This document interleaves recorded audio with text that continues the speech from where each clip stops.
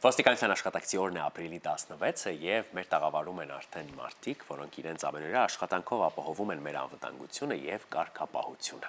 Մեր տաղավարում են Հայաստանի Հանրապետության ներքին գործերի նախարարության ոստիկանության բարեկային ծառայության 3-րդ բարեկային գումարտակի 3-րդ վաշտի հրամանատարի տեղակալ ոստիկանության ավագ լեյտենանտ Վարդան Խոցանյանը, բարի լույս, եւ Հայաստանի Հանրապետության ներքին գործերի նախարարության ոստիկանության բարեկային ծառայության Երևանի քաղաքային գնդի 2-րդ բարեկային գումարտակի 2-րդ վաշտի բարեկ ոստիկանության լեյտենանտ Արմինե Վարդանյանը, բարի լույս։ Բարի լույս, շնորհակալ ենք, որ այս կարևոր օրը մեզ հետ եք սկսում։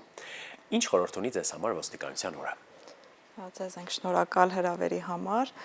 Ոստիկանության օրը նախ եւ առաջ նշեմ, որ նշվում է ամեն տարի ապրիլի 16-ին 2001 թվականին, երբ որ ընդունվեց ոստիկանության մասին օրենքը, հիմք դրվեց ժամանակակից ոստիկանության ձևավորման համար եւ ոստիկանության օրը ինձ համար խորհրդանշում է նախ եւ առաջ վստահություն, ծառայություն հասարակությանը եւ օրենքի պաշտպանություն։ Շատ հետաքրքիր է ինչպես ընտրեցիք ոստիկանի մասնագիտությունը։ Թույլ տվեք նախ ես ողջունեմ բոլորին, նաև շնորհավոր եմ գործընկերներիս, թե ներկա, թե թոշակառու ծառայողներին օրվա խորհրդի կապակցությամբ, իսկ մասնագիտության ընտրության հարցում մի փոքր իրականում մտածել եմ դեռ զինվորական ծառայության ընթացքում, երբ որ պարտադիր ժամկետային ծառայություն էի հասնում, իրականում կար մտադրություն, ծառայության անցնելու, դե ժամանակի հետ էլ երբ որ արդեն եկավ process-ը հասավ իր կուլմինացիոն փուլին, երբ որ բարեկային ծառայության ընդունելություն հայտարարվեց, դե ուսումնասիրելով, հասկանալով, թե ինչ խնդիրներ ա դրված բարեկային ծառայության առջև, ինչ նպատակներ ունի, ինչ գաղափար է հետապնդում, ուսումնասիրության արդյունքում ստացվեց այնպես, որ հայտնվեցինք այստեղ։ Ձեր որոշումը կարծես սեռով պայմանավորված կարող է նաև տրամաբանական լինել, բայց շատ հետաքրքիր է Արմինեն ինչպես եկավ մասնագիտական ընտրությանը եւ ինչպես դա տեղի ունեցավ։ Ես անձամբ իմ համար լրիվ անակնկալ էր, երբեք չէի մտածել, որ մի օր կարող դառնամ ոստիկան, բայց ոստիկանի մասնագիտությունը շատ հետաքրքիր է, ինչ որտեղ նաև պարտավորեցնող է եւ հարգված մասնագիտություն է։ Մենք առօրյայում շատ հաճախակի շփվում ենք տարբեր մարդկանց հետ, տարբեր գործառույթներ ենք իրականացնում, պահպանում ենք հասարակական կարգը, անվտանգությունը։ Այս ամենը պայքարում ենք նաև հանցագործության դեմ, ճանապարհային երթևեկության անվտանգության կանոններն ենք ինչպես նաև հսկում, վարչական իրավախախտումներով ենք զբաղված, նախականխում, կանխում, խափանում։ Այս ամենը զետեղված է ամբողջությամբ հենց բարեկային ծառայությունում, ինչը ինքնին շատ հետաքրքիր է դարձնում մեր ծառայությունը, այսինքն մենք մեր աշխատանքը մի օրինակ չէ, այն բազմաբնույթ է։ Հետաքրքիր է, ձեր առօրյայի մասին եք խոսում, մենք ֆիլմերում սովորաբար տեսնում ենք ֆիլմային տարբերակը ոստիկանների կյանքի, բայց իրականում ձեր օրը ինչպես է սկսվում, ինչպես է անցնում։ Ֆիլմային է թե ոչ։ Նաև ֆիլմային է, չէ, իրականում նաև ֆիլմային է, հաշվի առնելով ծառայության առանձնահատկությունները, իրականում բարեկային ծառայությունը իրականացնում է շուրջօրյա, այսինքն մենք գիշեր թե ցերեկ ծառայում ենք, իրականացնում ենք 2 հերթափոխով տվյալ պարագայում, Երևան քաղաքում ծառայության մեկնարկը տրվում է 07:00, դե բնականաբար մենք ավելի շուտ ենք լինում ծառայության վայրում, այնտեղ ունենք նախապատրաստական process-ներ, որոնցով անցնում ենք, եւ 07:00 արդեն տրվում է ծառայության մեկնարկը։ Հաշվի առնելով ծառայության առանձնահատկությունները Երևան քաղաքում, մասնավորապես անդառնամ, առավոտյան ժամերին Երևան քաղաքում բարեկային ծառայությունը հիմնականում զբաղվում է ճանապարհային երթևեկության, անվտանգության ապահովմամբ, երթևեկության կարգավորմամբ։ Վստահաբար բոլորդ էլ եթե տեղաշարժ ունեք Երևանում, նկատած կլինեք տարբեր խաչմերուկներով ոստիկանության ծառայողները զբաղվում են խաչմերուկների կարգավորմամբ։ Դա ամենաառաջնային գործառույթն է տվյալ պարագայում առավոտյան ժամերին հաշվի առնելով օրվա առանձնահատկությունները, դե բնականաբար արդեն վթարների սպասարկում, թե նյութական թե մարմնական վնասով, վարչական իրավախախտումների հայտնաբերում, բացահայտում, արձանագրում, հանցագործության դեպքերի ահազանգերով մեկնում, ինչպես տեղյակ ենք բոլորս, բարեկային ծառայությունը առաջինն է մեկնում, դեպքի վայր, հաշվի առնելով, որ արտաքին ծառայություն է, մշտապես դուրսն ենք ծառայության լինում, երբ որ ահազանգ է լինում օպերատիվ կառավարման կենտրոն, հիմնականում բարեկային ծառայողներն են առաջինը հասնում դեպքի վայր։ Ու դրանով իսկ պայմանավորված էլ արդեն հետագա գործողություններն են ձևավորվում։ Ինչն է ամենաշատը ձեզ ոգեշնչում ձեր աշխատանքում։ Ինձ համար ամենաշատը ոգեշնչում է այն փաստը, որ ցանկացած ահազանգի դեպքում հենց բարեկային ծառայողներն են ամենաշուտը հասնում դեպքի վայր, ոգեշնչում է նաև այն փաստը, որ բարեկային ծառայողներն են օգնություն ցուցաբերում մեր քաղաքացիներին վթարների ժամանակ, տուժած քաղաքացիներ, ինչու՞ չէ, նաև սովորական վթարի դեպքում օգնում ենք, աջակցում ենք, ոգեշնչում է այն փաստը, որ կատարում ենք թիմային աշխատանք, ինչու՞ չէ, նաև ոգեշնչում է այն փաստը, որ ծառայում եմ հայրենիքիս, Հայաստանի Հանրապետությանը, դա մեծ պատիվ է ինձ համար։ Եվ իսկապես մեծ ծառայություն է։ Ինչ պիտի իմանա յուրաքանչյուր քաղաքացի ձեր ծառայության մասին եւ ինչ ուղերձ ունեք քաղաքացիներին։ Ծառայության մասին իմանալու տրամաբանությամբ նախ ասեմ մեր քաղաքացիների մոտ կա կարծիք, որ բարեկային ծառայողներն ամեն ինչ գիտեն պետական կառավարման համակարգի մասին, իրականում բոլոր տեսակի հարցերով կդիմեն, չնայած մենք դրանից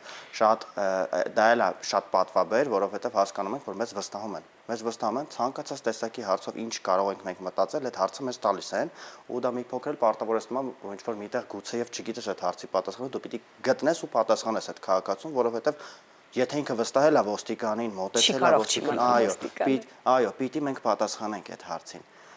Իսկ ուղերձի տրամաբանությամբ խնդրեմ մի փոքր ավելի զուսպ լինեն, չնայած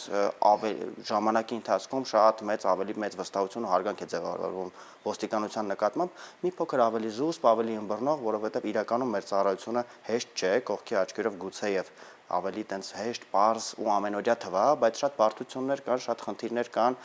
տեղում կողմնորոշվելու խնդիրներ կան իրավիճակներ, երբ որ քաղաքացին կողքի աչքով նայելուց մեկնաբանում է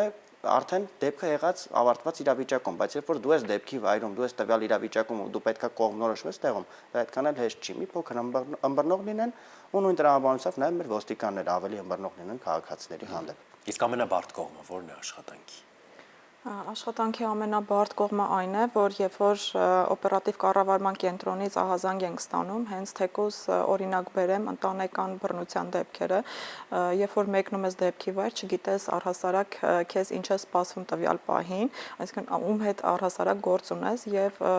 ստիպված ես արագ տեղում որոշումներ կայացնել, ինչը շատ բարդ է տվյալ իրավիճակում, այսինքն մի փոքր թերացումը նույնիսկ կարող է հետագայում խնդիրներ առաջացնել, ինչը որ անթույլատրելի է մեր պարագայում ոչ մեկս չենք ցանկանում, որ խնդիրներ ստեղծվեն թե քաղաքացիների, թե մեր համար։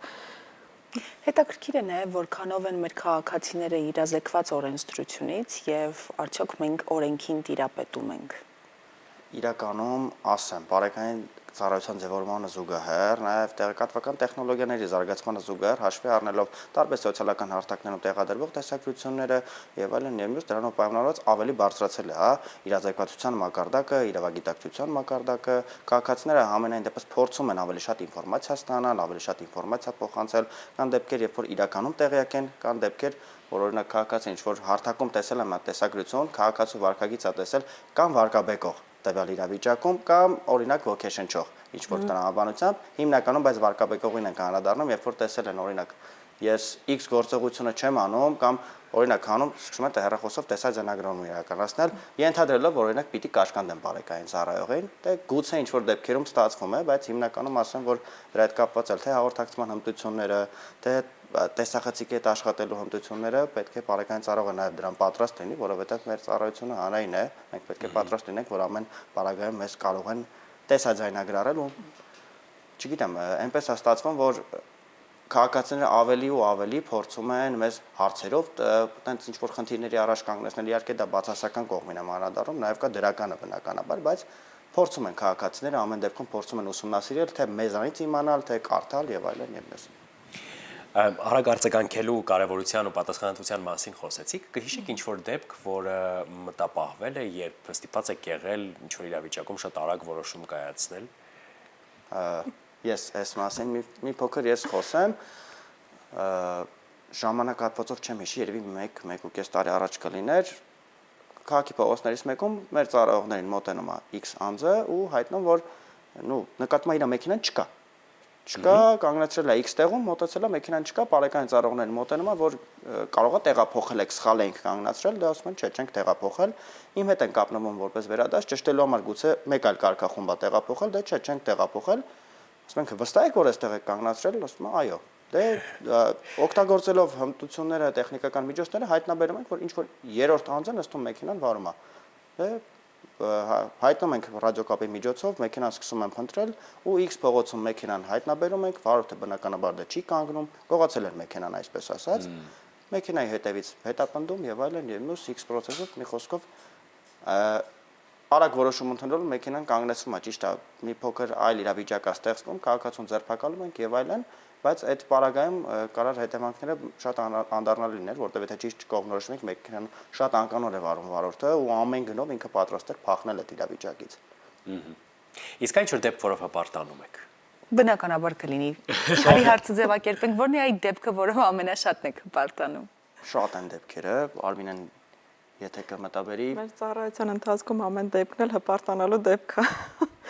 Այսինքն կոնկրետ հստակ իրավիճակ, հստակ դեպք չեմ կարող նման այս պարագայում հիշել, բայց ես մի փոքր մի հատ դեպքի անդրադառնամ,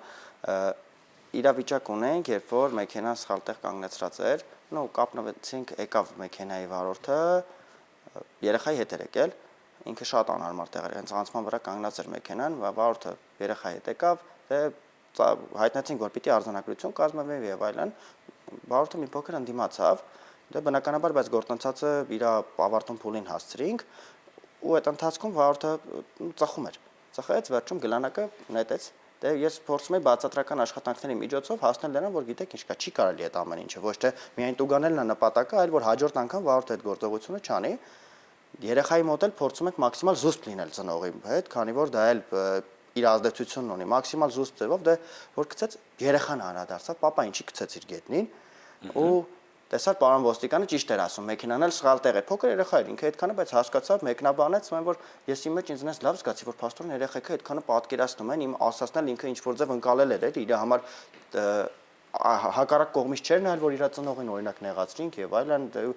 process-ը լրիվ ընկալվեց, ունեց քեզ լավ զգացիր, որ գիտես ինչ կա, փաստորեն երեխեքն են հասկանում, գիտակցում են, երևի դպրոցից էր սովորել կամ ինչ որ X փուլում ինքը հասկացել էր, որ ծխել գետնին գցել է նորմալ չի կամ հետո էլ հասկացա, որ մեքենան այդտեղ կանգնացնել չի կարելի, ինքը վստահ է, որ էլ իր կյանքի ընթացքում տենց բան չի անի։ Շատ հետաքրքիր է։ Եվ որպես ամփոփում, բնականաբար այս մասնագիտական օրվա առթիվ շատ կարևոր է ձեր ուղերձը ձեր ծառայակիցներին առաջին հերթին շնորհավորանքը եւ իհարկե այն մարդկանց, ովքեր նոր են պատրաստվում եւ ցանկանում են միանալ ձեր ծառայությանը։ Խնդրեմ Արմինեն ասի։ Շատ կարճ փորձենք, եթե հնարավոր է իհարկե։ այն մարդկանց, ովքեր որ նոր են ցանկանում միանալ մեզ, մեր ծառայությանը, համալրեն մեր շարքերը,